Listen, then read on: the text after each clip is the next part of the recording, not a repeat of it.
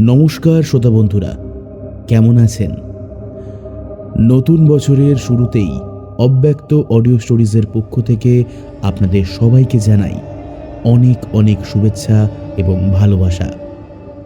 আমাদের আজকের তথা এই বছরের প্রথম নিবেদন ঈশান সিরিজের লেখক শ্রী চয়ন দাসের কলমে গ্রাম দেবীর থান। আজকের গল্পের গল্প পাঠে রয়েছে সৌভিক দাস। আজকের গল্পের নাট্য রূপান্তর এবং সূত্রধারের ভূমিকায় রমাকান্ত।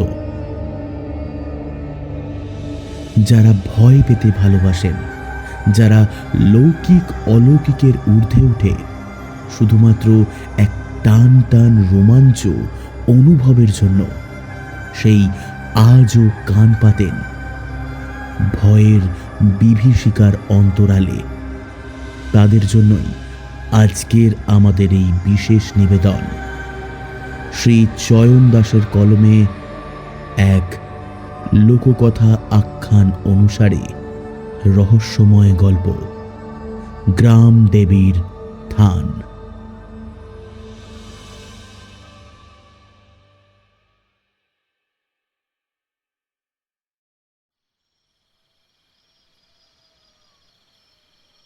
গভীর রাত্রি, বৈশাখের শেষ, বাতাসে একটা গুমোট ভাব। কদিন ধরে বেশ গরম পড়েছে। মাঝে মধ্যে একটা গরম হলকা হাওয়া এসে আরও তাতিয়ে দিয়ে যায়। গাছের পাতাটিও নড়তে দেখা যায় না। ঝিঝির অবিশ্রান্ত ডাক ফুঁড়ে কখনো বা ভেসে আসে দূরবর্তী স্থান থেকে শেয়ালের শব্দ। এ সময় এমন গণ্ড গ্রামে কেউ জেগে থাকে না, কিন্তু এখানে একজন জেগে আছে। বহু শতাব্দী পেরোনো লাল শালু আর সুতো জড়ানো বটগাছের তলে বসে আছে হারান সর্দার। বয়স ৭০ কি ৭৫ ঘরে। পাশে একটা কেরোসিনের কুপি টিম টিম করে জ্বলছে। বুড়ো হারান কারো পথ চেয়ে বসে আছে। হাওয়া নেই। মাঝে মধ্যে একটা দুটো গরম হলকা বাতাস এসে গায়ে আছড়ে পড়ে। তাতে কুপির শিখার কিছু যায় আসে না। দিব্যি জ্বলে। কথায় বলে, জীবনের শেষ প্রান্তে এসে নাকি পুরো জীবন চোখের সামনে ভেসে ওঠে, পর্দায় ফেলা ছবির মতো। হারানেরও যেন তেমনটা মনে পড়ছে। তবে তার স্মৃতির নৌকা অত দূরে নয়। এই তো মাসখানেক আগের একটি দিনের স্মৃতিতেই নোঙর করেছে। এই তো গত চৈত্রের ১৬ তারিখের কথা। দোল পূর্ণিমার পরের শনিবার। এই পুরো বটতলা গ্রামের ছেলে বুড়ো মেয়ে মহিলা সমেত গ্রামবাসী সবাই এসে জড়ো হয়েছিল বটতলায়। সেদিন এই বটতলায় গ্রাম দেবীর বাৎসরিক পূজা। সবাই ফলমূল, নিকটবর্তী গ্রাম্য বাজারের সস্তা মিষ্টি, পান সুপারি, তেল সিঁদুর নিয়ে এসেছিল পূজা দিতে। মনের আশা পূরণ হয়েছে বলে কেউ কেউ এনেছে মানতের দ্রব্য। কারো হাতে লাল শাড়ি, কারো বা হাতে ধরা হাঁস, কারো কারো হাতে আবার পাঁঠা দেখা যায়। তবে যে জিনিসটি কেউ ভোলে না সেটি হলো খাঁটি সর্ষের তেল মাখা সিঁদুর আর পান সুপারি। একে বলা হয় পান তেল দেওয়া। এই পান তেলেই দেবী খুশি হন। তার পিছনেও গল্প আছে। সারাদিন ভোর পুজো বলি আর পান তেলের পর জটলা কমে এসেছে। দুপুরে সবাই পেট পুড়ে খিচুড়ি খেয়েছে। এখন বুড়ো হারান বসেছে বটের তলে। তাকে ঘিরে উৎসুক মানুষ, যার বেশিরভাগ বাচ্চা কাচ্চা, কতক মহিলা, অল্প সংখ্যক পুরুষ। এ যেন উৎসবের এক রীতি। একটা পুচকে বলে ওঠে, দাদু, ও দাদু, আমাদেরকে থরাইনের কিস্তা বলবে? থরাইন মানে ঠাকুরানী, এই গ্রামের একমাত্র দেবী, যার নাম মগধেশ্বরী। এর নেই কোনো মন্দির, নেই কোনো মূর্তি। এই প্রাচীন বটগাছই তার আবাস, কিংবা স্বয়ং গাছটি দেবী। গ্রামে ওনাকে বলে মা মগিনী। আসলে এই গ্রামটি হল দরিদ্র চা শ্রমিকের পল্লী। বিংশ শতকের মাঝে চীনকে টেক্কা দিতে চায়ের বাগানের জন্য জায়গা খোঁজ করা শুরু করে ব্রিটিশ সরকার। পার্বত্য খাগড়াছড়ির নিকটবর্তী এই বিস্তীর্ণ ঢালু পাহাড়ি জমি তাদের পছন্দ হয়, তাই একে একে গড়ে ওঠে টি এস্টেট। তারই জন্য শ্রমিক হিসেবে নিয়ে আসা হয় উত্তরবঙ্গ থেকে রাজবংশী বা ঝাড়খণ্ড থেকে মুন্ডা সাঁওতালদের। এদেরই উত্তরসূরি বর্তমান বটতলার নিবাসীরা। না এদের আদিম সাংস্কৃতিক সত্তাকে এরা ধরে রাখতে পেরেছে, না পেরেছে চট্টগ্রামের ভাষা সংস্কৃতির সাথে একাত্ম হতে। এই সমাজে এক কোণে এরা তেমনি রয়ে গেছে যেমনটা 100-150 বছর আগে ছিল। গ্রামের উপকণ্ঠে স্বাধীন দেশের সরকার একটি প্রাথমিক বিদ্যালয়ের স্থাপনা করেছে বটে, সেও কোনো রকমে দাঁড়িয়ে আছে। গ্রামের লোকগুলো সে নিয়ে বড় ভাবিত নয়। ইচ্ছে হলে ছেলে মেয়েদের 2 দিন পাঠায় আর 10 দিন নিয়ে যায় কাজ শেখাতে। এদের কাছে 2 পাতা শিক্ষার থেকে 2 ঘন্টার অতিরিক্ত মজুরি বেশি দামি। সে যাই হোক, বুড়ো হারান শুরু করে তার সেই চিরচেনা গল্প। শোন দাদু, আগে ঠরাইন এখানে ছিল না, ছিল বহু দূর। সাগর পার হইয়ে সেখানে যেতে হতো। দাদু, এই জায়গার নাম কি গো? সে জায়গার নাম ছিল মগধ। সেখানে এক রাজার কাছে ছিল এই ঠরাইনের মূর্তি। এবার এক বয়স্ক পুরুষই হয়তো জিজ্ঞেস করে, বলি কেমন মূর্তি? ওই ওই সানপুরে মণিবাবুর বাড়িতে যে দুর্গা ঠরাইন হয় তেমন? সে কেমনে কইবাজি, কেউ তো দেখে নাই তারে। রাজা গোপনে মাটির ঘরে রাখি পূজা করত তারে। কোনো এক কৌতূহলী নারীকণ্ঠ জিজ্ঞেস করে, তারপর? একবার মগ রাজা খবর পাইল যে সে মূর্তির কথা। সৈন্য সহ গেল মূর্তি আনতে। রাজা গোপন ডেরা থেকে চুরি করলো মূর্তিখান। তারপর সে মূর্তি নিয়ে আইল এইদিকে। তারপরে কর্ণফুলী নদীতে ভাসালো নাও, মূর্তি নিয়া আর কান যাইতে। সবাই উদ্গ্রীব, কান খাড়া করে শোনে। সবার আগ্রহ স্পষ্ট।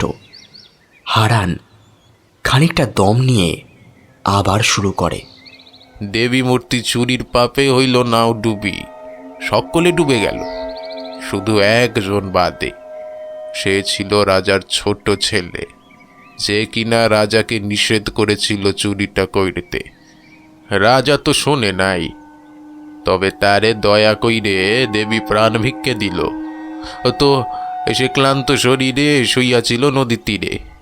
শুইয়া শুইয়া স্বপ্নে দেখল দেবী তারে বলতিছে, উঠ, দেখ নদীর উপরে কি ভাইসা যায়, তারে তুইলান আইনা সোজা উত্তরে হাঁটা দিবি।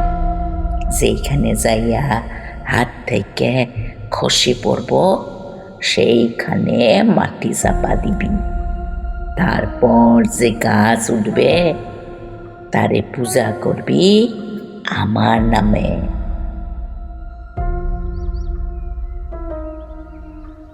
স্বপ্ন দেখা সে উইঠা দেখে গভীর রাত, আকাশে মেঘ, বিদ্যুতের ঝলক মারি উঠল।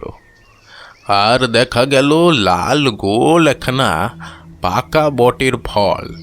সে তুইলা নিল সে ফল আর হাঁটা দিল উত্তর মুখে। হাঁটতে হাঁটতে যখন এইখানে আসলো তখন দুপুর। ক্ষুধায় তেষ্টায় কাহিল সে, হাত থেকে খইসা পড়ল সে ফল। তখনই দেবীর আদেশে সে মাটি চাপা দিল সেই ফলকে। কয়েকদিন পরে মাথা তুলল চারা। সে আজীবন ওই চারা সেবা কইল। সকলেই মুগ্ধ হয়ে শুনে। ভিড় থেকে কোনো এক বুড়ো বলে ওঠে, বাহ, খুব ভালো কথা, শুনে একেবারে মন প্রাণ জুড়ায় গেল। বলি ঠরাইনের মাহাত্ম্য কেমনে প্রসার হইল কও তো দেখি। দ্বিগুণ উৎসাহে বলা শুরু করে হারান। সে প্রায় 150 বছর আগের কথা। উত্তর থেকে আসছিল আমাদের পূর্বপুরুষেরা গোড়া সাহেবদের বাগানে কাজ করতে। তো সেবারে লাগলো ভীষণ মরক। শীতের শেষে বসন্ত থাবায় গ্রামকে গ্রাম উজাড় হইতে লাগলো। বটতলের টি এস্টেটে গোড়া সাহেবরা পালাইল বাগান ছাড়ি। বসন্ত আসি লাগলো চা বাগানে। তেমনি এক ঘর এক লোকের ছোট ছেলেরে পাইল বসন্ত। ছেলের বাপ মা তো কাঁদি আকুল। সেদিন স্বপ্নে দেখল ছেলের মা বটতলে দাঁড়ানো এক বুড়িকে, তার ধপধপে সাদা চুল, মাথা ভর্তি সিঁদুর, 2 হাতে কবজি থাইকে কোনি অবধি শাখা। বুড়ি কইল কি জানিস? আমি মা মাগিনী, এ বট গাছে আমার থান, আমারে পূজা দে, ভালো করি দিব। তারপরে মা মগিনী তারে কইল পুরা বৃত্তান্ত, কেমনে মগধ দেশ থিকা মগের হাতে এইখানে তার আশা। ছেলের মতো কাঁদি কইল, ঘরে কি আছে? কি দিয়া পূজা দিব? বুড়ি সেই কথা শুনিয়ে হাসি কইল, কেন ঘরে পান সুপারি নাই, তেল সিন্দুর নাই, তাই দিবি, আমি তাতেই খুশি। সকাল হইতেই সে পাড়ায় যাইয়া বলল সবারে। সমস্ত ঝি বউরা এলো বটতলে, তেল সিন্দুর আর পান সুপারি নিয়া। সবাই পূজা দিল, মানত করলে, আর ব্যাস জাদুর মতো গ্রাম থেকে বসন্ত গায়েব। তখন থেকে আমরা এই দোল পূর্ণিমার পরের শনিবারে মা মগিরি ঠরাইনের পূজা করি। বলেই সে কপালে জোর হাত ঠেকায়। বাকিরাও ভক্তি ভরে প্রণাম করে। সেই দিনের স্মৃতিটুকু মনে পড়েই যেন চোখ সজল হয়ে ওঠে হারান বুড়োর। প্রতিবার এভাবেই সে কাহিনী বলে, সবাই মন দিয়ে শোনে। তারপর সে হাসি মুখে খুশি মনে গান গাইতে গাইতে বাড়ি ফেরে। সেদিনও হয়তো তাই হতো, কিন্তু সেদিন তা হয়নি।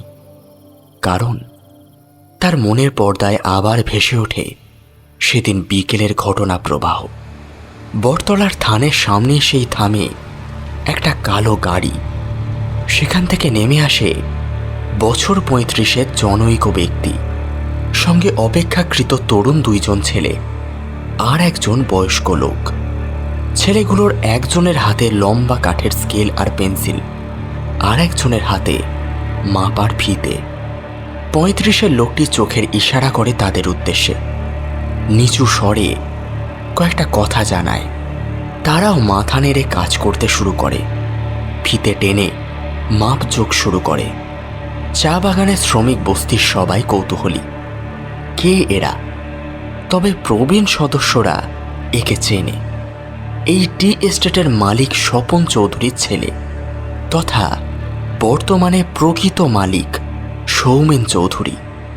তাকে বাগানের ম্যানেজারের অফিসে 2-1বার দেখা গেছে বটে, কিন্তু এদিকে কখনো আসতে দেখা যায়নি। সাথে থাকে বছর 50-এর প্রৌঢ় লোকটিই ম্যানেজার। কিন্তু এমনভাবে আসার কারণ কি? হারান সহ কয়েকজন বয়স্ক বস্তিবাসী এগিয়ে যায় তার দিকে।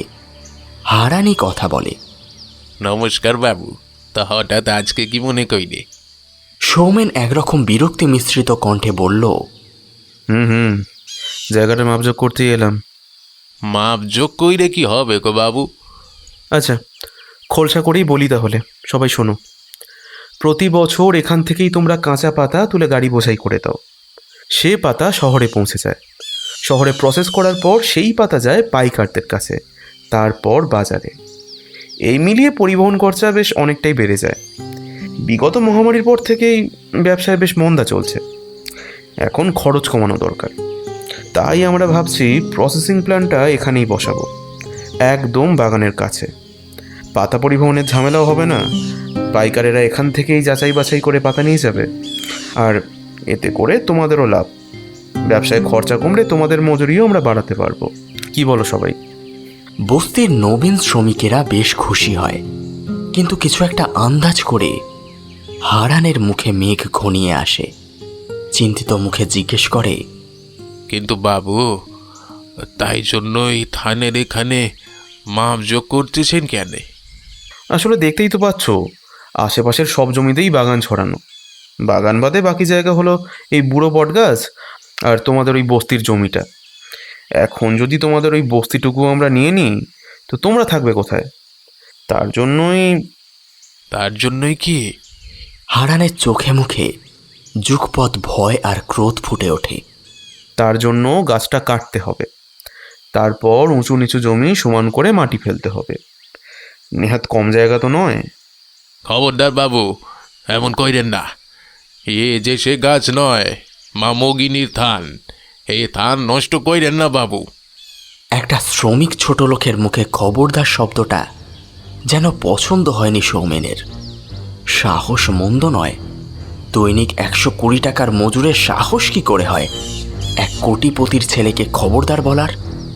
জ্বলন্ত চোখে কিছুক্ষণ চেয়েছিল সে, আর ওই চাহনি দেখে হারান শুদ্ধ বাকি লোকেদেরও রক্ত যেন হিম হয়ে গিয়েছিল। একটু পর অবশ্য সৌমেন নিজেই নিজেকে সামলে নিল। তারপর মুখে একটা ম্লান হাসি এনে বলল, দেখো, জমিটা তো আমার লাগবেই। এমনি তোমরা এই জমির মালিক নও, কাগজে কলমে এটি আমার বাপের, সোজা কথায় আমারই জমি। আমি যখন চাই এখানে যা ইচ্ছা বসাতেও পারি, আবার তুলেও ফেলতে পারি। কাজেই কারোর অনুমতির প্রয়োজন নেই আমার। আজ শনিবার, আগামী সোম বা মঙ্গলবারে গাছ কাটার লোক আসবে। এই গাছ কেটে মাটি চেঁচে সমান করে দিয়ে যাবে। এই কথা বলেই সে উঠতে যাচ্ছিল গাড়িতে। হারান আবার আটকালো তাকে। বাবু, এই গাছ রাখি কিছু করা যায় না? কিভাবে করবে? এর সাইজ দেখেছো? ডালপালা সমেত কত জায়গা দখল করে রেখেছে। এটা না কাটলে প্লান্ট তো দূর, একটা ল্যাট্রিনও বসানো যাবে না। হারান আরও কিছু বলতে যাচ্ছিল, পাত্তা না দিয়েই গাড়িতে উঠে চলে যায় সৌমেন আর তার সাঙ্গপাঙ্গরা।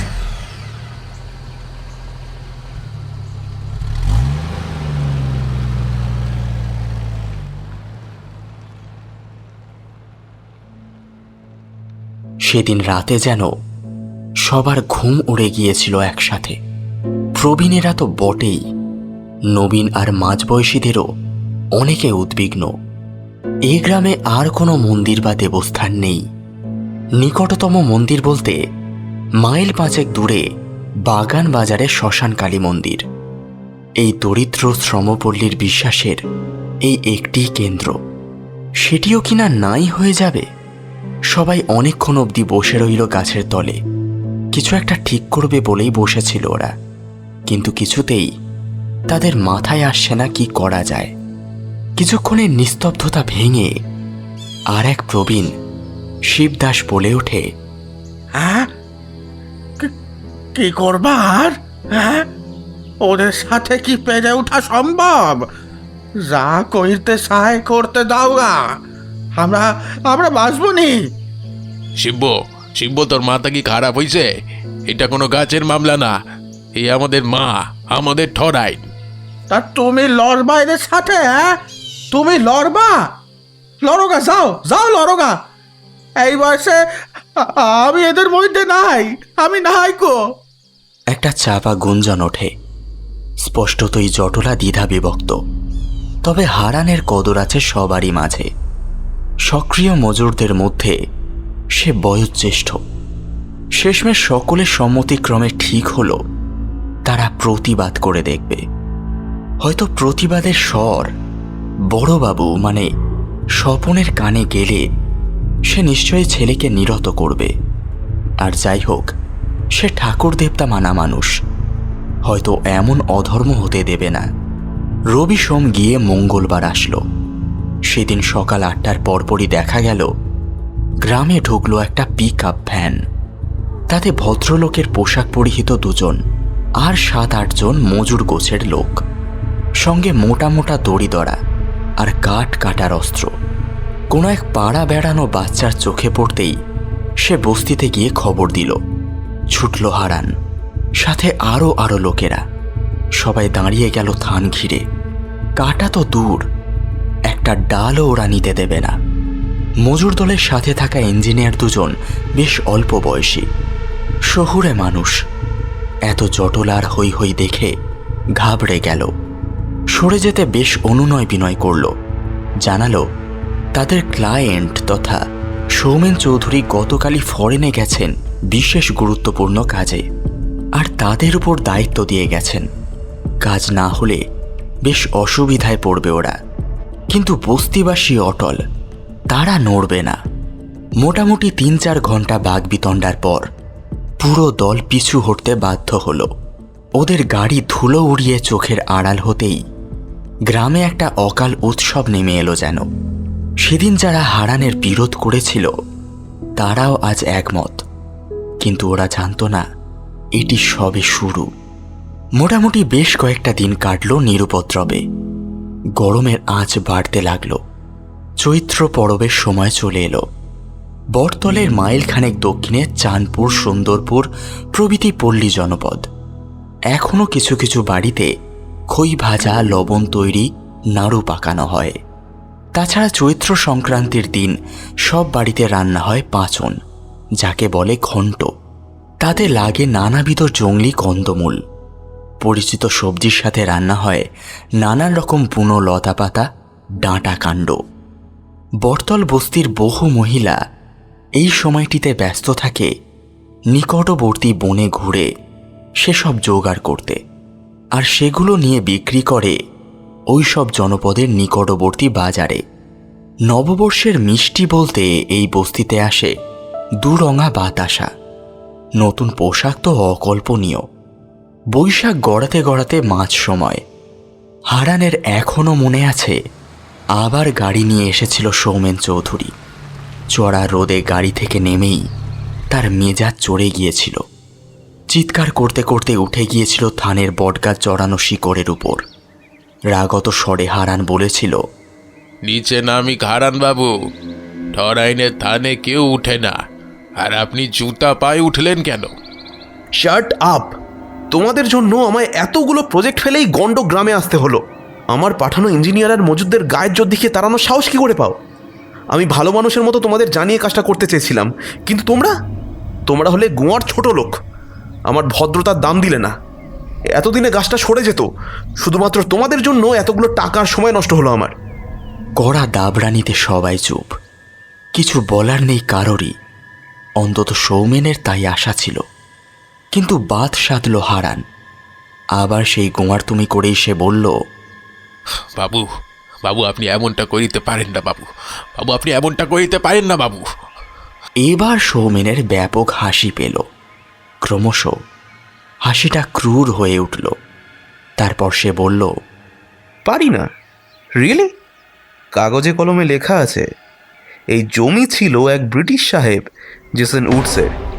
52 সালে আমার ঠাকুরদা জ্ঞানেন্দ্র মোহন চৌধুরী এই সমস্ত বাগান কিনে নেন।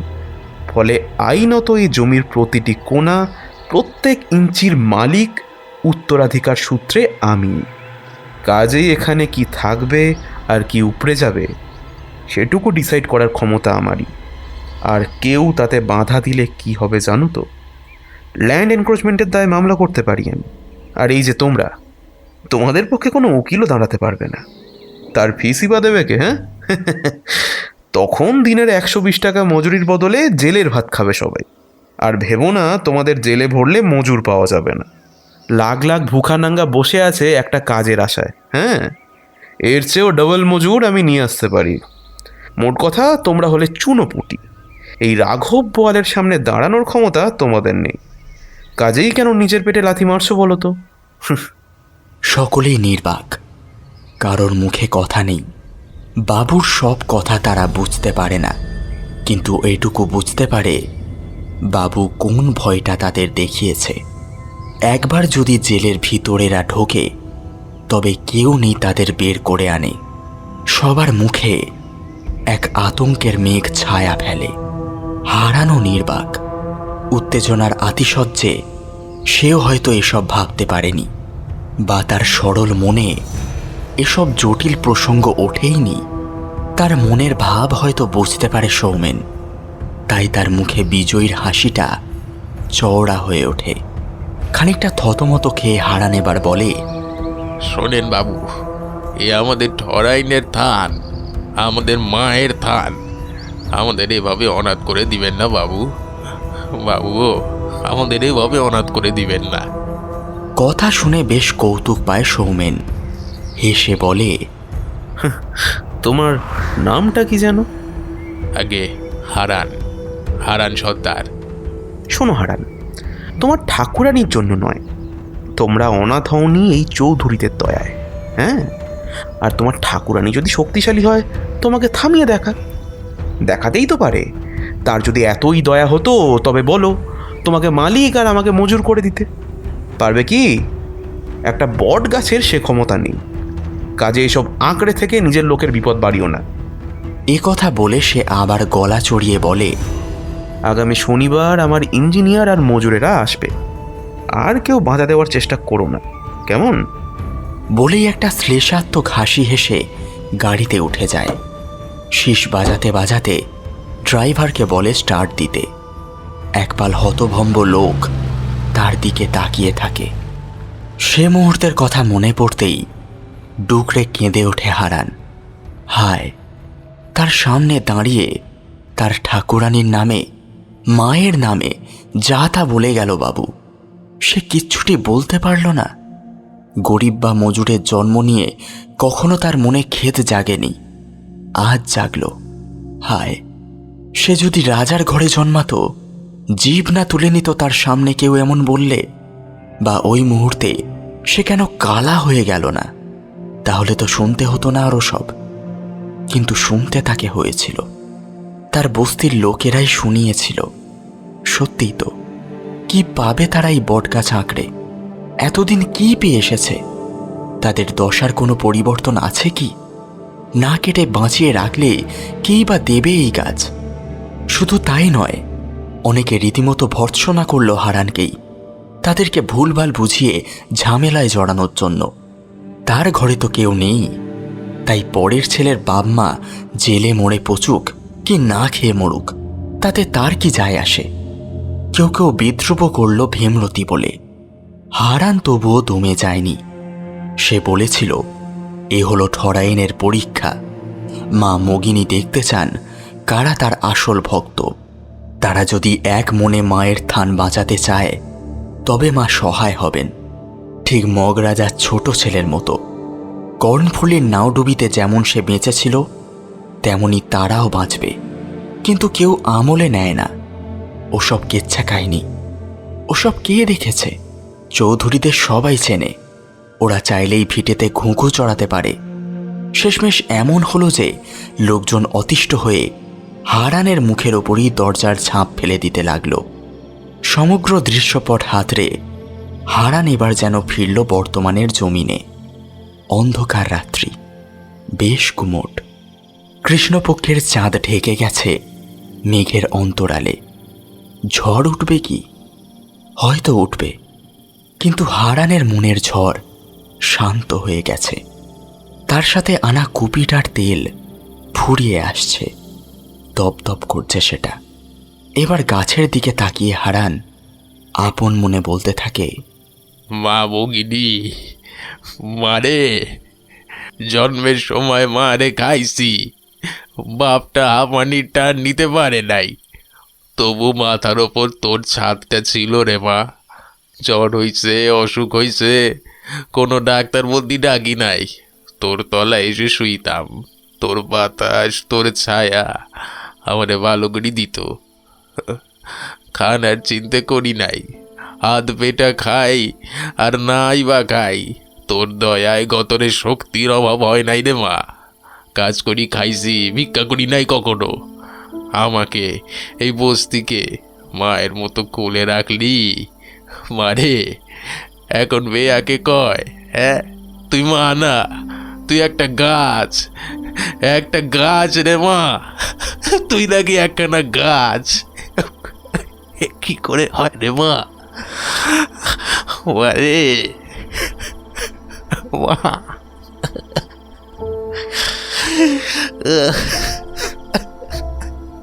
বলেই হাউমাউ করে কেঁদে ওঠে হারান।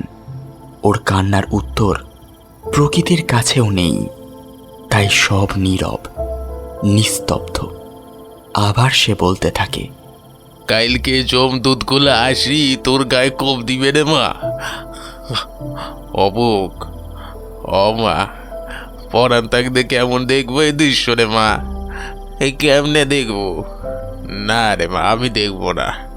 মা, জীবনে তোকে কিছু দিই নাই, আজকে দিব।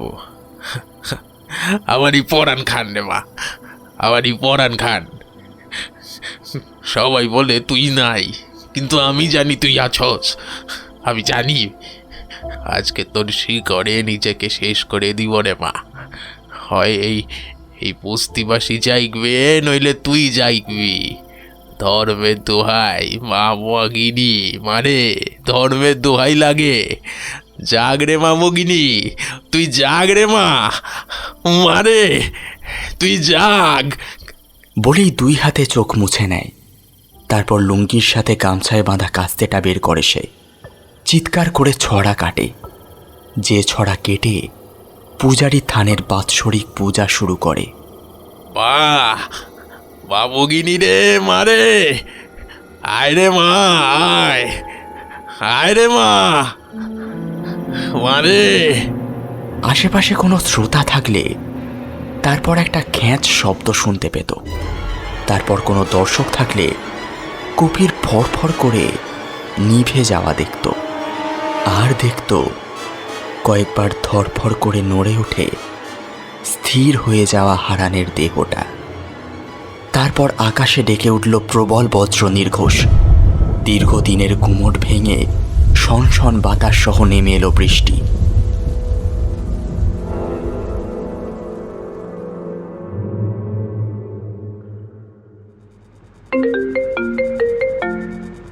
ঘড়িতে তখন সকাল 9টা। টেবিলে শয়ান আইফোনটা তার পরিচিত রিংটোনে বেজে ওঠে। বিছানা থেকে অলস হাতে ফোনটা হাতে নেয় সৌমেন। না দেখেই ঘুম জড়ানো কণ্ঠে বলে, হ্যালো। ওপার থেকে ভয়ার্ত কণ্ঠে ভেসে আসে, স্যার, আমি ইঞ্জিনিয়ার আশরাফ বলছি। বলো। 1 সেকেন্ড। তুমি বটতল এস্টেট না? কি হলো, আবার ঝামেলা করেছে ছোট লোকগুলো? না না স্যার, গাছের তলায় একটা বুড়োর গলা কাটা লাশ পড়ে আছে স্যার। হোয়াট? লাশ? মার্ডার? না স্যার, সম্ভবত সুইসাইড। কে এটা? ওই ওই বুড়োটা স্যার, যে সবসময় বিরোধ করতো গাছ কাটার। Damn it!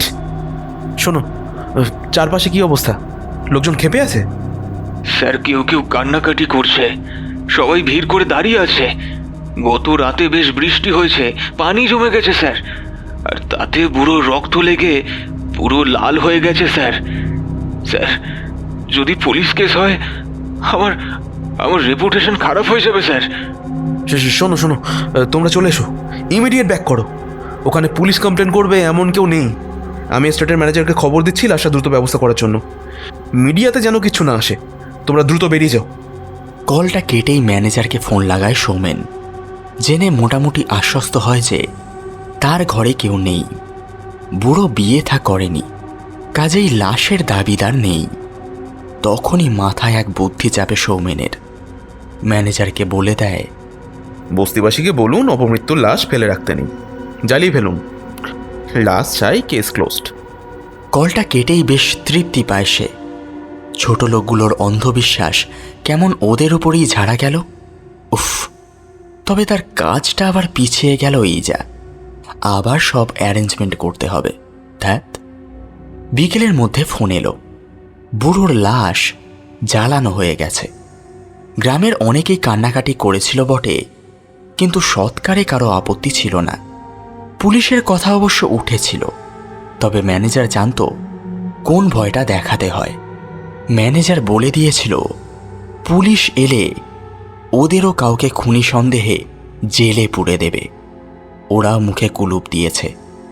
সবটা শুনে আবার তৃপ্তির নিঃশ্বাস ফেলল সৌমেন। বাহ, কি সুন্দর সব নিয়ম মতো হয়ে গেছে। এবার তো ময়দান ফাঁকা, কেউ বিরোধ করার নেই। পরের বার নিশ্চয়ই গাছ কাটার কাজটা নির্বিঘ্নে হয়ে যাবে। ভালোই হবে। বিকেলে বেশ আয়েশ করে কফির মগের আনন্দ নিচ্ছে সৌমেন। আজ আর কোনো অফিসিয়াল নন অফিসিয়াল কাজে ব্যস্ত রাখেনি।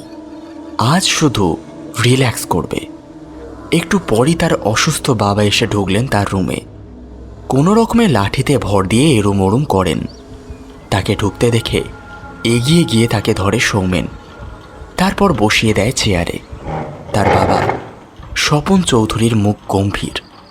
কিছুক্ষণ মৌনের পর তিনি বললেন, আজ বটতল এস্টেটে যে ঘটনাটার কথা শুনলাম সেটা কি সত্যি? কি শুনলে? অযথা কথা বাড়িও না সোম। তুমি বটতলা এস্টেটের মগধেশ্বরী গাছটা কাটার কথা চেষ্টা করে আসছো। বিরোধ এসেছে কিন্তু পাত্তা দাওনি। তারপর ওই গ্রামেরই সব থেকে প্রবীণ মজুর আত্মহত্যা করে বসলো। হ্যাঁ, তোমার কি মনে হয় না বাড়াবাড়ি হচ্ছে বলে? দেখো বাবা, একটা লোক আত্মহত্যা করেছে, তাতে আমার কিছু করার আছে কি? আর সে আত্মহত্যা করেছে সেই গাছটাকে বাঁচাতেই, এমন কিন্তু কোনো এভিডেন্স নেই। কাজেই বৃথা টেনশন নিয়ে কী লাভ? বলেছ বটে, কিন্তু মনে মনে তুমিও জানো ওই লোকটার আত্মহত্যার কারণ। যারা কতগুলো ঠুনকো বিশ্বাস আঁকড়ে বেঁচে থাকে তাদের বেঁচে থেকেই বা কী লাভ? গাছটা সরে গেলে ওদের কমিউনিটিরই লাভ, ওদের মজুরি বাড়বে, প্ল্যান্ট হলে নতুন কাজের সুযোগ তৈরি হবে। একজনের প্রাণের বিনিময়ে যদি ওদের জীবনে উন্নতি আসে তাতে কি এমন হলো? ঠুনকো? বিশ্বাসটাকে ঠুনকো বলে উড়িয়ে দিও না সোম। ঠুনকো হলে কেউ এতটা এক্সট্রিম পর্যায়ে যেতে পারে না। ওর বিশ্বাসের চেয়ে আমার বিজনেসের দাম ঢের বেশি। আমি এর আগেও আমার বহু অপোনেন্টকে ছলে বলে কৌশলে পর্যুদস্ত করেছি। সেখানে একটা বুড়ো বট গাছ আর একটা গোয়ার গিয়েও আমার পথে কাঁটা হতে পারতো না। ওদের সরে যাওয়াই ওদের নিয়তি। ইয়েস, আমরা পাওয়ারফুলেরাই নিয়তি তৈরি করি আর আমরাই ইতিহাস লিখি, আর এটাই সত্য। প্রকৃতি বা সময়ের চেয়ে কেউ শক্তিশালী নয়। আমি সময়ের সদ্ব্যবহার করি বাবা। সবসময় ফোকাস থেকেছি নিজের পড়া নিয়ে, কেরিয়ার নিয়ে, আর সময়ই আমাকে সমস্ত পাওনা বুঝিয়ে দিয়েছে। যদি সে সময় খারাপ হয়? না বাবা, আমি আমার ট্যালেন্ট, আমার মেধা দিয়েই সময় থেকে সব বুঝে নেব। আর রইল প্রকৃতি, প্রকৃতিকে বশ করেই তো এতদিন প্রতিপত্তি, তাই না? এই যে চায়ের বাগান, চায়ের প্রতিটা গাছ, ওরা আমাদেরই ইচ্ছা অনুযায়ী বাড়ে। আমরা যতটা হাইটে চাই ততটা হাইটে, এর বেশি ওরা বাড়ে না। আমাদের ফ্রি উইলের গাছেই ন্যাচারাল প্রোডাক্টই অসহায়। শুধু এটি কেন, আজ সমস্ত প্রকৃতিই জেনেটিক মডিফাইড হতে পারে। সবই আমাদের ইচ্ছের ওপর চলছে। স্বপন চুপ করে থাকে কিছুক্ষণ, একটু পর বললেন, তুমি গাছটা কবে থেকে কাটতে চাইছিলে সোম? কেন, এই মাসখানেক আগে থেকে। দুবার অ্যাটেম্প নিয়েও কেন ফেরত আসতে হলো? সবই তো জানো তাহলে। বেশ, চেষ্টা করে দেখো। তবে আমার মন বলছে তোমার দ্বারা হবে না। কারণ তুমিও কোনোভাবে বিশ্বাস করো ওইখানে দেবী আছে, তাই তো? তোমার বিশ্বাসে কখনো আমি হস্তক্ষেপ করিনি, তবে এই বিশ্বাস তোমাকে কিন্তু আহত করবে বাবা। ওই গাছ কেটে আমি ওই গাছেরই এক টুকরো কাঠ আমি তোমাকে উপহার দেব। স্বপন আর কথা বলেন না, আস্তে আস্তে বের হয়ে যান। তার মনটা ভারী অশান্ত লাগছে। একটা অমঙ্গলের আশঙ্কা তার মনে ক্রমশ ঘনীভূত হচ্ছে। এটা ভাবতেই তার ভেতরটায় কেমন অস্বস্তি হতে লাগলো।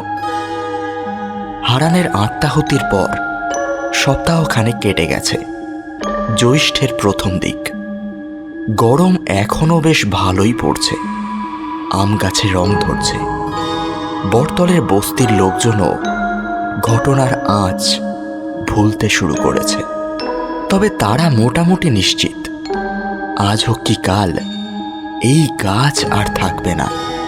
শিবদাস এখন হারানের পর মজুরদের মধ্যে বয়োজ্যেষ্ঠ।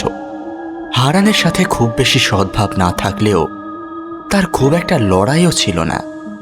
তবে বাবু এসে শাসানোর পর থেকে সেই হারানের বিরোধ সবচেয়ে বেশি করেছে। কিন্তু কখনোই সে চায়নি হারান এমন এক কাণ্ড ঘটাক। তাই মনে মনে খানিকটা হলেও সে মুষড়ে থাকে। একদিন সন্ধ্যার সময় আকাশে মেঘ ঘন হয়ে এসেছে। এ সময় ঝড় শুরু হলে সারা রাত চলবে। শিবদাস বাইরে বেরিয়ে রান্নার ইন্ধনের জন্য জমানো শুকনো পাতাগুলো গুটিয়ে এনে ঘরের ভিতর তোলে। তুলতে তুলতে হাঁপ ধরে যায় তার। একটু জিরানোর জন্য বসেই টের পায় বাতাস শুরু হয়েছে। শোঁ বাতাস। কিছুক্ষণ পর হঠাৎ শিবদাসের অনুভূতি হয় কিছু একটা ব্যতিক্রম হচ্ছে। এতদিন ধরে ঝোড়ো বাতাসের শব্দ সে শুনেছে, কিন্তু এমন বাতাসের শব্দ সে আগে কখনো শোনেনি। এ কেমন শব্দ? না না, বাতাসে এমন শব্দ হওয়া সম্ভব নয়। কান পাতল শিবদাস। হ্যাঁ ঠিক, এ কোনো শোঁ শব্দ নয়। বাতাসও হচ্ছে বটে, কিন্তু শব্দ আসছে করুণ কান্নার। কেউ বিলাপ করে টেনে টেনে যেন মাইকের সামনে কাঁদছে, আর অ্যাম্প্লিফায়ারে ভেসে আসছে তার সুর। ঢোক গিলল শিবদাস। ভয় করছে কেন তার? কেউ কাঁদার শব্দ শুনলে কৌতূহল হওয়ার কথা, ভয় কেন হচ্ছে? কি করবে সে? ঝাঁপ খুলে বাইরে দেখবে? অনেকক্ষণ বসে থাকার পরেও শব্দের বিরাম নেই দেখে সে আস্তে আস্তে ঝাঁপটা খুলল। তারপর সামনে উঠোনে তাকাতেই সে বিস্ফারিত চোখে দেখল তার দিকে পিঠ করে দাঁড়িয়ে আছে একটা মহিলা। লম্বা চুল তার, কোমর হাঁটু পা ছাড়িয়ে সে চুলের রাশি গড়িয়ে বিছিয়ে আছে মাটির ওপরে। সেই ক্রন্দসী নারী সামান্য হেলিয়ে তার দিকে তাকাতেই আর নিজেকে ধরে রাখতে পারল না শিবদাস। মাটিতে পড়ে কাটা মুরগির মতো আছড়াতে লাগলো সে। ভীষণ যন্ত্রণায় তার ঠোঁট দুটো দুই বিপরীত দিকে বেঁকে গেল। আড়ষ্ট হয়ে গেল তার হাত পা। মুখ দিয়ে গোঁ গোঁ ছাড়া শব্দ বেরোচ্ছে না তার।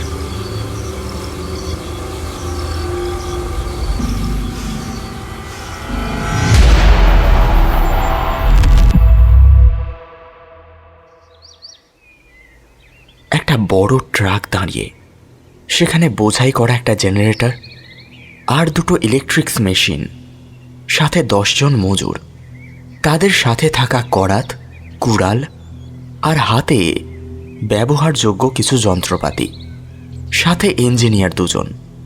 তাদের একজন মানে আশরাফকে হাতের ইশারায় ডাক দেয় সৌমেন। বলুন স্যার। দেখো, দেরি করে কাজ নেই। এই সামান্য প্রজেক্টটা করতে আমার এতটা সময় নষ্ট হচ্ছে, সেটা কিন্তু ভালো কথা নয়। তোমরা রওনা দাও, আজকেই যথাসম্ভব কাজ শুরু করে দেবে। যতটা পারো দ্রুত। কালকে বিকালের মধ্যেই যদি কাজটা সরে যায় তো খুব ভালো। আমি ওয়েদার চেক করেছি, বৃষ্টির সম্ভাবনা নেই, তবে সাবধানের মান নেই। আর হ্যাঁ, ওখানে তোমাদের রিসিভ করার জন্য আমার ম্যানেজার রফিক সাহেব আছেন। ওনার অফিসেই রাতের থাকা খাওয়া চলবে, কাজেই চিন্তার কিছু নেই। বাদবাকি আরও কিছু বুঝিয়ে সুঝিয়ে দেওয়ার পর গাড়িটা ছাড়ল। ঘড়িতে সবে সকাল 7টা। এখন রাস্তাঘাট বেশ ফাঁকা। একটানে চললে প্রত্যন্ত বটতলে অবশ্যই 10টায় পৌঁছে যাবে ওরা। মনে মনে হিসেব কষে খুশি মনেই বাড়ির পথ ধরে সৌমেন। সারাদিন এক গাদা অনলাইন অফলাইন মিটিং আর ব্যস্ততা সেরে যখন সৌমেন তার রকিং চেয়ারে গা এলিয়ে দিয়েছে, তখন ঘড়িতে রাতের 8টা বেজেছে। একটু পরই তার কাছে এসে বসল তার স্ত্রী প্রেরণা, 7 মাসের অন্তঃসত্ত্বা। ওদের বিয়ে হয়েছে প্রায় 7 বছর। এবারই প্রথম কনসিভ করেছে তার স্ত্রী। ব্যস্ততার কারণে স্ত্রীকে সময় দেওয়াটা দুরূহ হয় তার কাছে, তাই কিছুক্ষণের মধ্যে তাদের গল্প জমে ওঠে, এটা সেটা। প্রসঙ্গক্রমে হঠাৎ সৌমেনের মনে পড়ে, আরে আজই তো একটা টিম পাঠানো হলো বটতলে, তার খবর কি? স্ত্রীকে এক্সকিউজ মি বলে বাইরে আসে সে। ফোন লাগায় আশরাফকে। 2-1 রিং হওয়ার পর ফোন তোলে সে। কী খবর ইঞ্জিনিয়ার, ফোন করলেন না যে? আসলে স্যার, আমরা এখনো পৌঁছতে পারি নাই। হোয়াট? পাগলের মতো কথা বলো না। 12 ঘন্টার ওপর হয়ে গেছে, এখনো? কি করব স্যার, একে তো বিভৎস জ্যাম, তার উপরে বিবির হাটের আগে একটা গ্রাম্য রাস্তায় গাড়িটা বন্ধ হয়ে গেল। আশেপাশে মেকানিক নেই। 2 ঘন্টা চেষ্টা করে মেকানিক পেলাম। তারপর সব সেরে টেরে গাড়ি ছাড়তেই রাস্তার একটা খানায় চাকা পড়ে গেল। সে তুলতে আরেক হ্যাপা। এই কাছাকাছি চলে এসেছি। তোমরা কি খেয়ে কাজ করছো বলো তো? এত দূর যাবে, একটা ডিফেক্টিভ গাড়ি নিয়েছো কোন আক্কেলে? একটু খোঁজ নিতে পারো নি? সবই জানেন স্যার, এটা বেশ নতুন, ডিপোতে এসেছে বছরও ঘোরেনি। এই গাড়ি ডিস্টার্ব করবে কে জানতো? ধর, যাই হোক, আজ তো আর কিছু করার নেই। কাল যেন কাজ শুরু করতে কোনো ত্রুটি না হয়। আমি সময় নষ্ট করা একদম পছন্দ করি না, বুঝতে পেরেছো? একদম স্যার। ফোনটা রেখে বিরক্ত মুখে আবার ঘরে ঢুকে সৌমেন।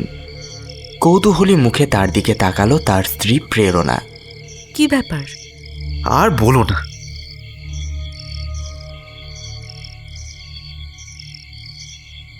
এবার প্রেরণা একটু সময় নিয়ে বলতে শুরু করলো। দেখো সোম, বাবা আমার কাছে এসেছিলেন, বেশ কিছু কথাও বললেন। আমি কখনো তোমার ব্যবসায়িক কথায় কোনো মন্তব্য করিনি, কিন্তু যা শুনলাম তাতে আমার মনটা বেশ খারাপ হয়ে গেছে। ওই বটতলের মগধেশ্বরী গাছটা নিয়ে তোমার জেদ করা কি ভালো হচ্ছে? কি হয় গাছটাকে গাছের হালে যদি ছেড়ে দাও? খুব কি... দেখো প্রেরণা, প্লিজ বাবার হয়ে অ্যাডভোকেটিং করো না। যা বলার আমি বাবাকে বলেছি, তোমাকে আবার নতুন করে বলার ইচ্ছে আমার নেই। সব শুনেছি সোম, তোমার প্রতিটা লজিক শুনেছি বাবার মুখে। ভুল হয়তো তুমি বলনি, কিন্তু ভেবেছ কি এবারের পরিস্থিতি কিছুটা হলেও আলাদা? ভিন্ন? কিভাবে একটু শুনি। আমার সীমিত জ্ঞানে যতদূর জানি, এসব ওপেন এয়ার প্রজেক্ট সবাই শীতকালে মানে শুকনো মৌসুমে হাতে নেয়। তুমি কিনা ভাবতে গেলে চৈত্র মাসে, শীতের শেষে, যখন ঝড় জলের সিজন শুরু হয়। তুমি প্রথম সিদ্ধান্তেই ভুল করনি তো? থতমত খেয়ে যায় সৌমেন। যুক্তি অকাট্য বটে। সে ভেবে পেল না এতদিন অবধি চিন্তাটা তার মাথায় কেন আসেনি। ঠিক কি জবাব দেবে সেটা ঠিক বুঝতে পারে না। একটু অসহায় হয়ে তাকায় তার স্ত্রীর দিকে। ওর মনের অবস্থা বুঝতে পেরে তার স্ত্রী আবার বলে, আচ্ছা, তোমার খুব গর্ব না? তুমি কখনো সময় নষ্ট করো না, কৃপণের মতো সময় থেকে পাওনা বুঝে নাও। বলো তো, এই প্রজেক্টের একটা কাজও কি তুমি সময় মতো করতে পারছো? সময়ের হাতে তোমাকে বারবার মাত হতে হচ্ছে কেন সোম? ভেবে দেখেছো? আবারও সৌমেন অসহায় বোধ করে। কিছু বলতে চেয়েও সে বলতে পারে না। একটু পরই আবার প্রেরণা বলে, দেখো সোম, আমি শিক্ষিত হলেও অলৌকিকতা বা ঈশ্বরের ওপর সম্পূর্ণভাবে অবিশ্বাসী হতে পারি না। আমার মনেও কিছুটা ভয় কাজ করে সোম, প্লিজ বোঝো। এ কথা বলেই সে এসে আলতো করে সৌমেনকে জড়িয়ে ধরে। তারপর নিচু স্বরে বলে, সোম, বিয়ের 5 বছর পর আমাদের কোলে সন্তান আসতে চলেছে।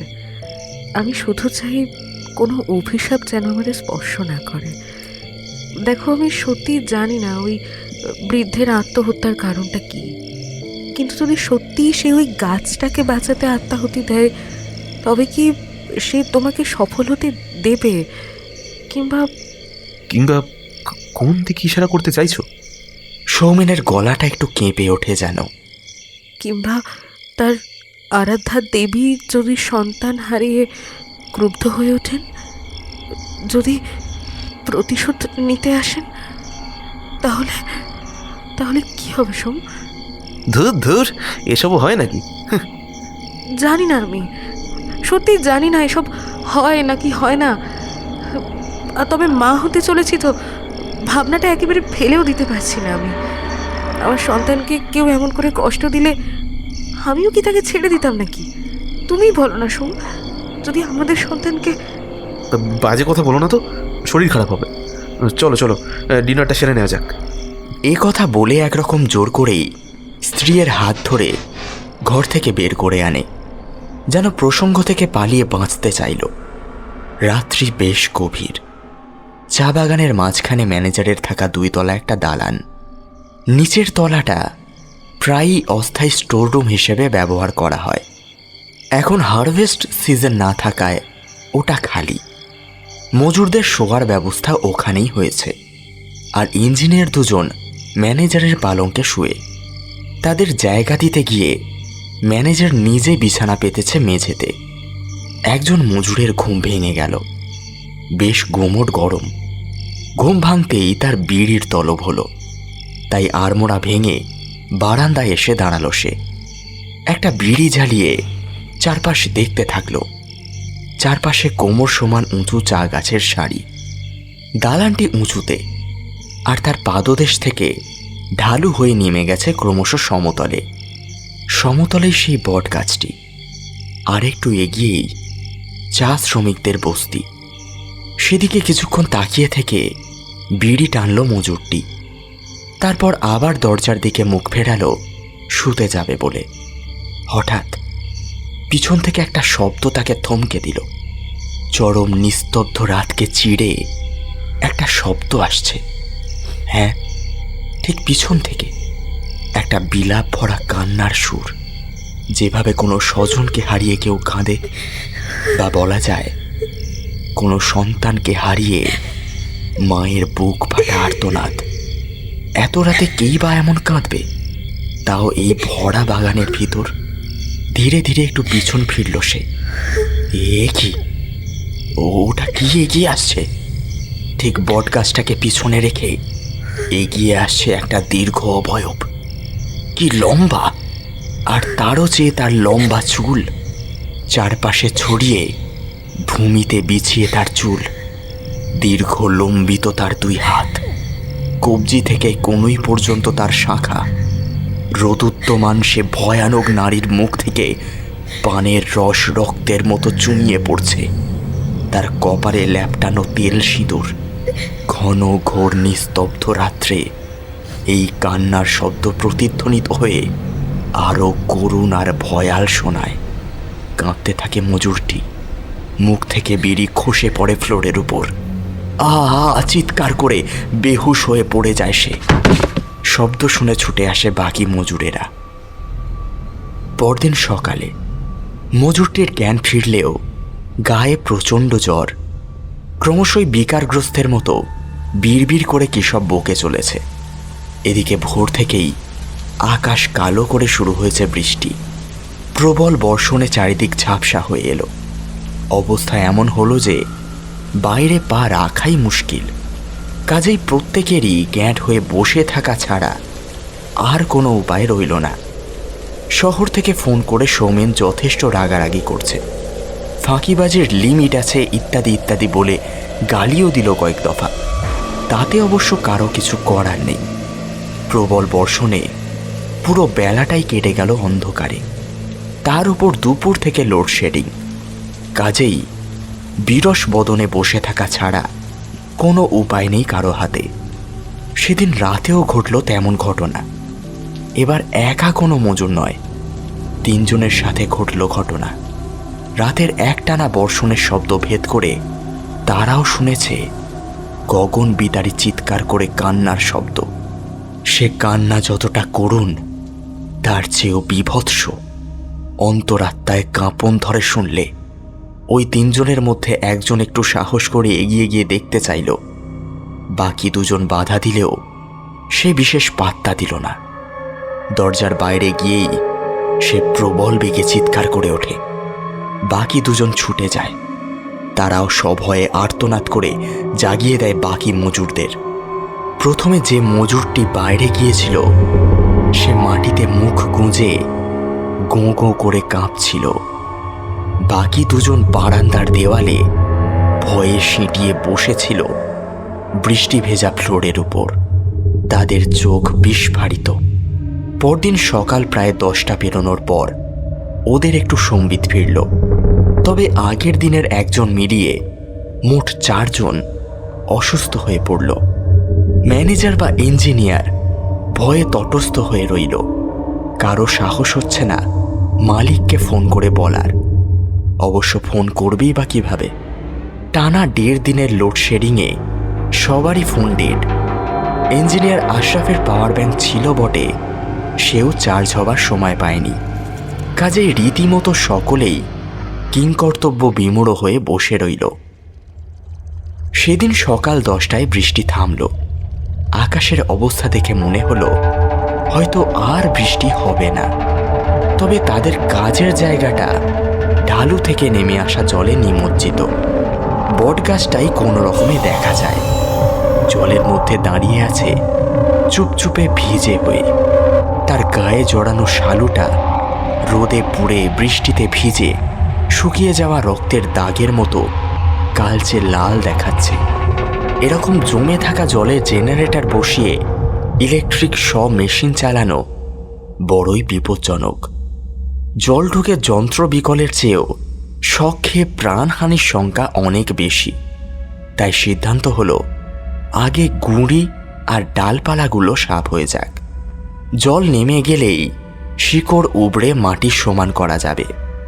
4 জন অসুস্থ বলে 6 জন মজুর, ম্যানেজার আর ইঞ্জিনিয়ার চলল কাজ করতে।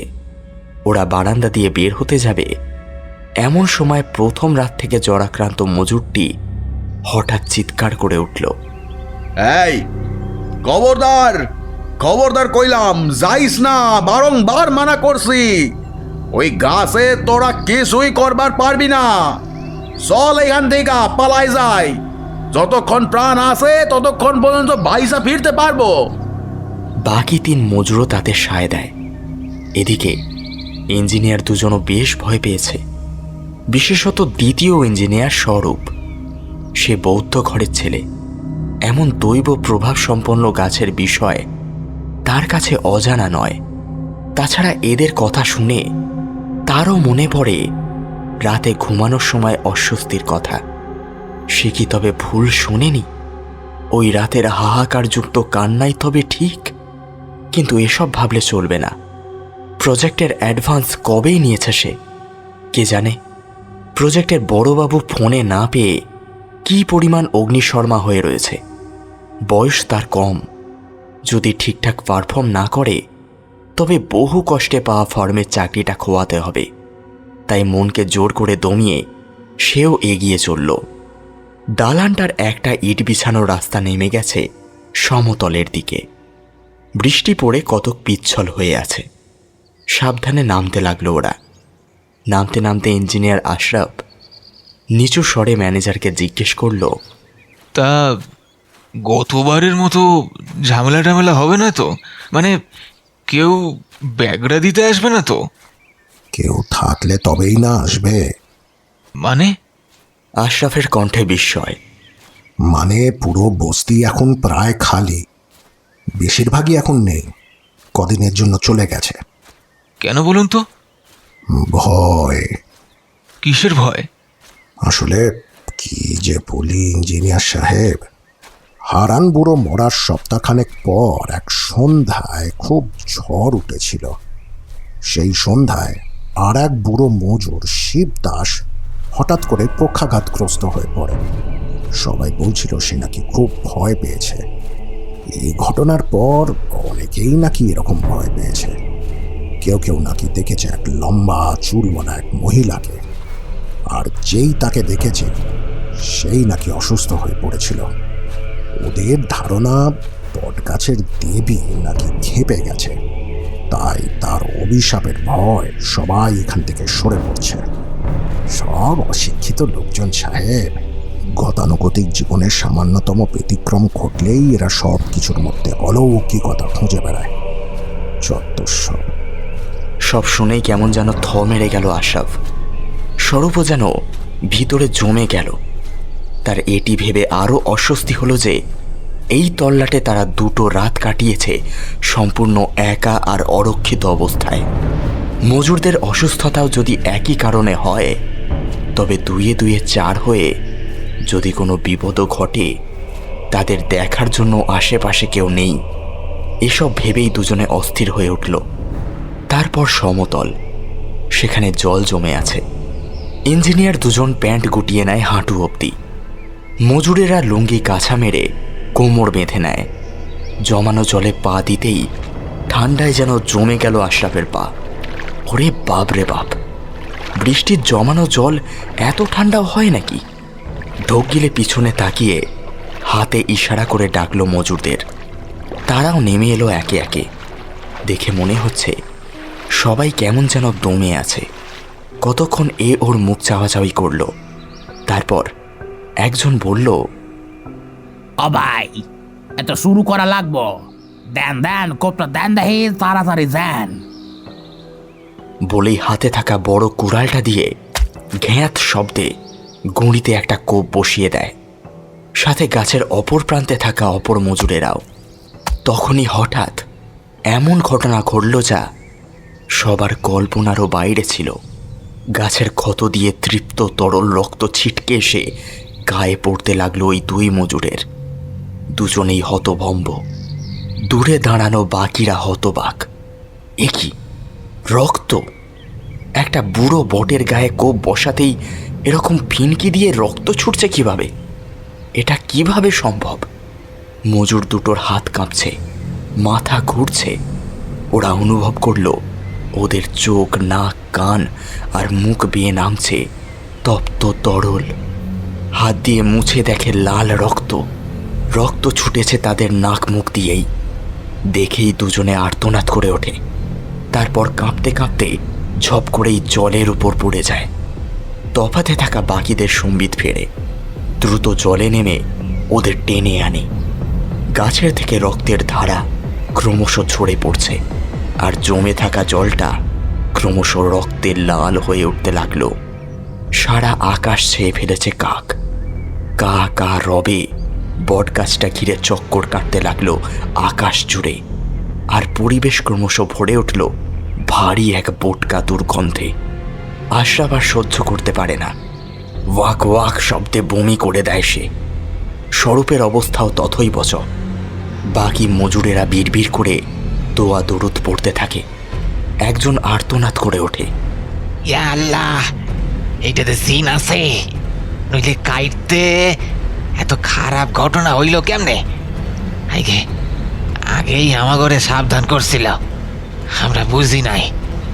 মাহবুদ, আমাগরে বাঁচাও, আমাগরে বাঁচাও। তবা কইরা কইতাছি, এ মুখে আর আইব না, আমরা এই মুখে আর আইব না। বলেই কেঁদে ওঠে মজুরটা। ম্যানেজারের দশাও খারাপ। কাঁপা গলায় সে বলে ওঠে, না না, আর এক মুহূর্ত এই জায়গায় নয়। সবাই চলে আসুন, পালাতে হবে আমাদের। এখানে বিপদে পড়লে বাঁচানোর কেউ নেই। অতি কষ্টে ঢালু পথ বেয়ে ওরা উঠে আসে দোতলা ঘরটায়। মজুর দুটোর অস্বাভাবিক রক্তক্ষরণ কমে এসেছে, কিন্তু দুজনেই অচেতন। একজন গিয়ে ট্রাক চালু করবার চেষ্টা করে। দড়াদড়ি, ইলেকট্রিক শ, কোদাল, কুড়াল সব ফেলে সবাই চড়ে বসে ট্রাকে। না, এক মুহূর্ত আর এখানে নয়, পালাতে হবে যেভাবেই হোক।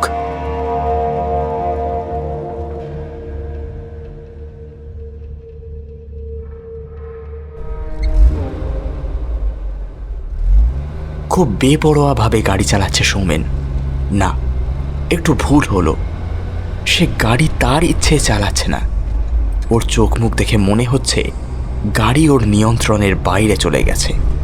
গাড়িটা এবড়ো খেবড়ো পথে সোজা এগিয়ে চলেছে সজোরে। একসময় গাড়ি গিয়ে পড়ল একটা বিশাল ঝাঁকড়া বট গাছের সামনে। এ কি রক্ত! এত রক্ত! রক্ত জমে আছে বট গাছটার গোড়ায়। রক্তের বন্যায় যেন ক্রমশ ডুবে যেতে লাগলো সে। সজোরে দরজা ধাক্কিয়ে চলেছে দরজা খুলবার জন্য, কিন্তু খুলছে না। রক্তের ধারা ঢুকছে বন্ধ গাড়ির ভিতর। এ কি রক্তে ডুবে শ্বাস হয়ে মরবে নাকি? প্রবল আতঙ্কে চিৎকার করে উঠল সৌমেন, বাঁচাও, বাঁচাও, প্রেরণা! ধর্মড়িয়ে বিছানায় উঠে বসল প্রেরণা। সে জোরে জোরে হাঁপিয়ে চলেছে। সারা গা ঘামে ভিজে গেছে। কি বিভৎস দৃশ্য! সোম, সোম কোথায় গেল? বিছানায় নেই তো। ঘড়ি দেখে নেয় সে। সময় বিকেল 4টে। দ্রুত খাট থেকে উঠে সে বাইরে আসে। এভাবে ব্যস্ত সমস্ত হয়ে আসার কারণে তার কাছে গিয়ে স্বপনবাবু উদ্বিগ্ন হয়ে জানতে চান, কি হলো মা? বাবা, সোম কোথায়? আর বলো না, 3 দিন ধরে নাকি ওর বটতলার ম্যানেজার আর ওর ওই পাঠানো মজুর বা ইঞ্জিনিয়ার কারোরই ফোনে কল যাচ্ছে না। সুইচ অফ সবার। কোনো খবরই নেই। এই সবে তো এখন বেরিয়ে গেল। কি কি বলছেন বাবা? এ তো ভালো কথা নয়। ওদের কোনো বিপদ হয়নি তো?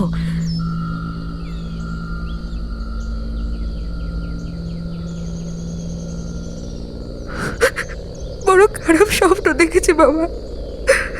আমার মন বলছে আপনার ছেলে বড্ড বড় বিপদে আছে।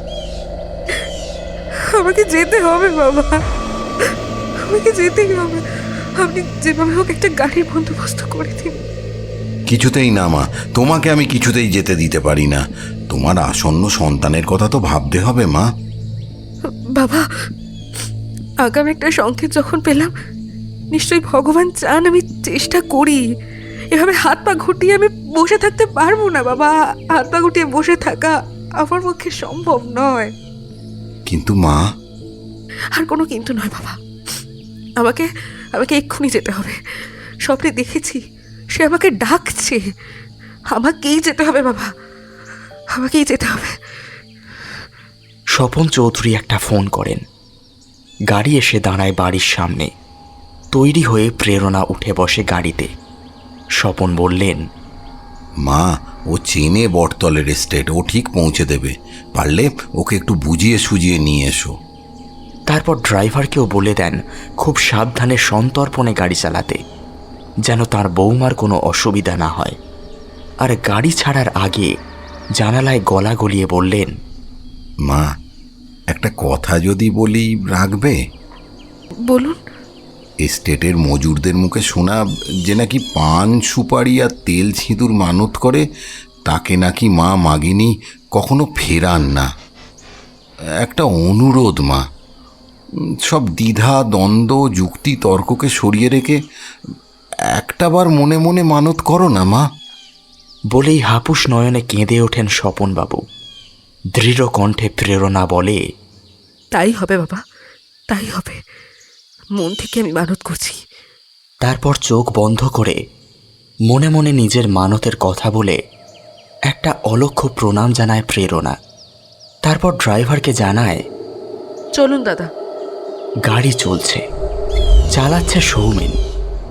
বেশ চলছে গাড়ি, না জ্যামের যন্ত্রণা, না কোনো বিপত্তি।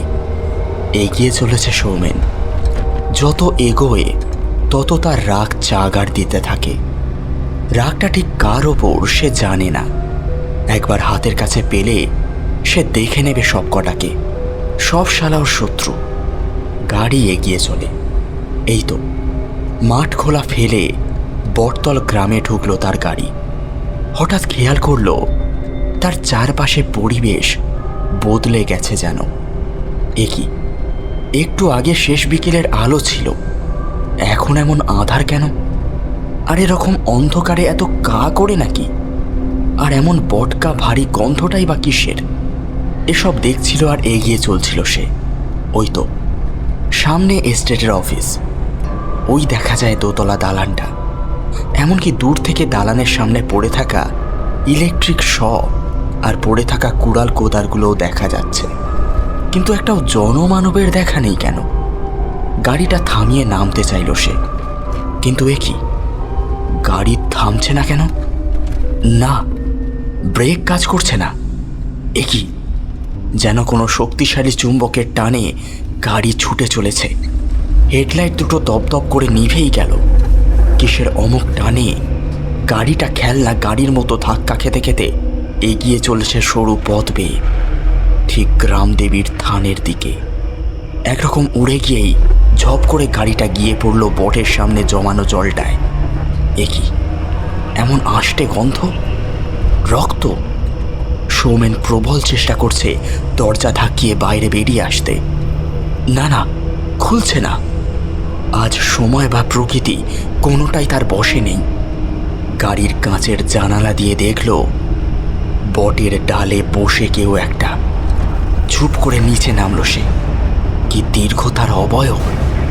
দীর্ঘ ঘন কেশরাশি, গা ছাড়িয়ে ডুবে আছে রক্তে। দুই হাতে কবজি থেকে কনুই অবধি শাঁখা। মুখে চিবিয়ে চলেছে পান, কপালে ল্যাপটানো তেল মিশ্রিত সিঁদুর। এসব দেখেই সৌমেনের সমস্ত নিয়ন্ত্রণ হারিয়ে গেল। ঘাড় ক্রমশ বেঁকে বাঁদিকে হেলে পড়ল। ঠোঁট জোড়ায় তীব্র যন্ত্রণা। দুটো দুই বিপরীত দিকে বেঁকে গেল। হাত পা অসাড় হয়ে এলো তার। ক্রমশ দুমড়ে যাচ্ছে তার শরীর। আর সেসব দেখে গগন বিদারী হাসিতে মেতেছে সেই ভয়াল দর্শন নারী মূর্তি। সৌমেন অনুভব করছে গলার কাছটায় অসহ্য যন্ত্রণা। হ্যাঁ, কিছু একটা উঠে আসছে, রক্ত। সৌমেন বুঝলো সব শেষ, আর তার রক্ষা নেই। এমন সময় একটা পরিচিত কণ্ঠ তার কানে এলো, একটা প্রবীণ পুরুষ কণ্ঠ চিৎকার করে বলছে, বাবগিরি রে, মানতের দোহাই মা, মানতের দোহাই, মারিস না রে মা, মারিস না। কার কণ্ঠ এটা? হারান, ওই বুড়োটা যে বারবার তার পথে কাঁটা হচ্ছিল। আজ কি সে তার মরণের পথে কাঁটা হতে এসেছে? হঠাৎ সামনে আর কাউকে দেখতে পায় না সৌমেন। পিছন থেকে আর একটা গাড়ির হর্নের শব্দ শুনতে পায়, তবে তখন আর সেটুকু দেখার বা বোঝার অবকাশ পায় না। শুধু আবছা দৃশ্য দেখে, একটা পরিচিতা উৎকণ্ঠিতা মুখ গাড়ির জানালায় দাঁড়িয়ে হাত দিয়ে বাড়ি দিয়ে তার নাম ধরে ডেকে চলেছে।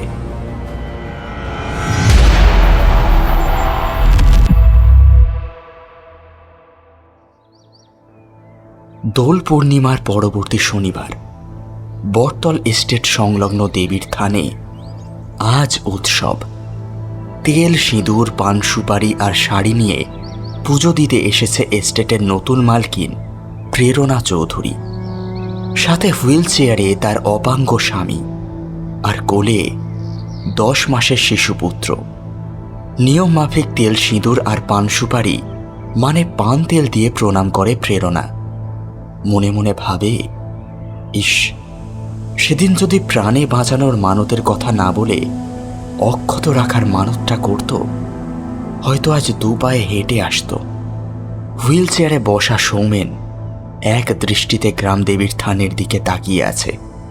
সে তাকিয়ে থাকার অর্থ কেউ জানে না। সেখানে ঠিক কি আছে? অনুশোচনা, আকুতি, নাকি নিষ্ফল আক্রোশ? সেটাও কেউ জানে না। জানে হয়তো দুজন, সময় আর প্রকৃতি। আর প্রকৃতির আশ্রয়ে লুকায়িত গ্রামদেবী বা গ্রামদেবীর থান।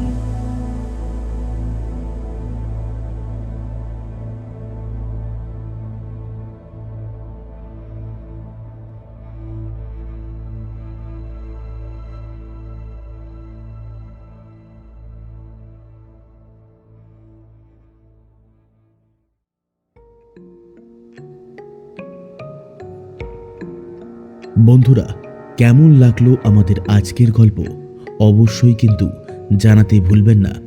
আজকের গল্পটি যদি আপনাদের ভালো লেগে থাকে তাহলে অবশ্যই কিন্তু আপনাদের নিকটবর্তী আত্মীয়, পরিবার, পরিজন এবং বন্ধু বান্ধবদের মধ্যে আমাদের গল্পটি শেয়ার করে দেবেন। আর লাইক, কমেন্টের মাধ্যমে গল্পগুলি কেমন লাগছে অবশ্যই কিন্তু জানাতে ভুলবেন না। আজকের গল্পে হারানের চরিত্রে অরিত্র, বুড়ো শিবদাসের চরিত্রে রমাকান্ত, দেবী তথা মগিনীর চরিত্রে মৌসুমী, সৌমেনের চরিত্রে অরু, নারী কণ্ঠের চরিত্রে পূর্বাশা, আশরাফের চরিত্রে সৌভিক, স্বপন চৌধুরীর চরিত্রে দীপ্তিমান, প্রেরণার চরিত্রে খুশি, মজুরের চরিত্রে রমাকান্ত এবং সৌভিক, ম্যানেজারের চরিত্রে নীল যথাক্রমে ভয়েস ওভার করেছে। আজকের গল্পের শব্দ সংযোজনে রয়েছে সৃজা। আজকের গল্পের আবহ পরিকল্পনায় রয়েছে ফিনিক্স অডিওভার্স থেকে শুভজিৎ। আজকের গল্পের প্রচ্ছদ নির্মাণ করেছে সৌভিক। তাহলে আজকের মতো বিদায়। খুব শীঘ্রই ফিরছি নতুন ধরনের, নতুন রহস্য, নতুন অভিযান নিয়ে। এবার কিন্তু গল্প আসবে তাড়াতাড়ি। ফিরছি খুব শীঘ্রই।